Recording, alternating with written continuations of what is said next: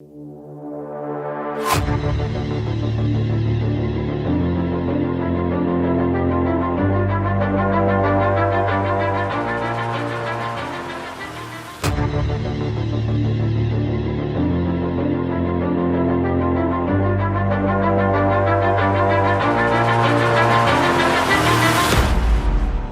genuinely excited about the way that this innovation is making personal transportation more accessible and more affordable, and allowing us to make more of the world.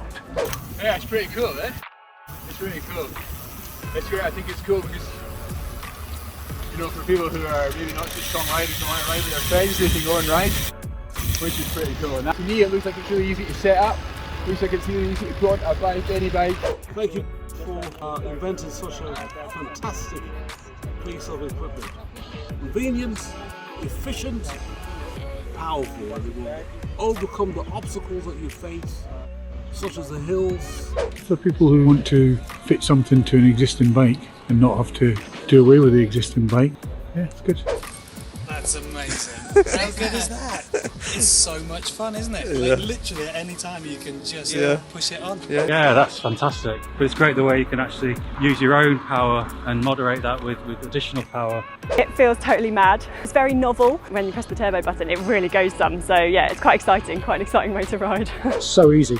Just push down the throttle and away you go. You can do it, but you're so sweaty when you get in. It's like exactly. All that. If you had something where you didn't have that, fantastic. Eh?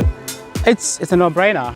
I spend like 5% effort for climbing that hill, which is usually some people will actually walk, you know, and there's an option to switch it off as well and work out, so which is good. I've used some electric bikes before, and it's I preferred this one. It's a bit more intuitive, and you can control the power. This is quite nice because it's smooth, and if you actually want some power, you can have it. If not, you can just ride. So yeah, I actually prefer this. It's nice.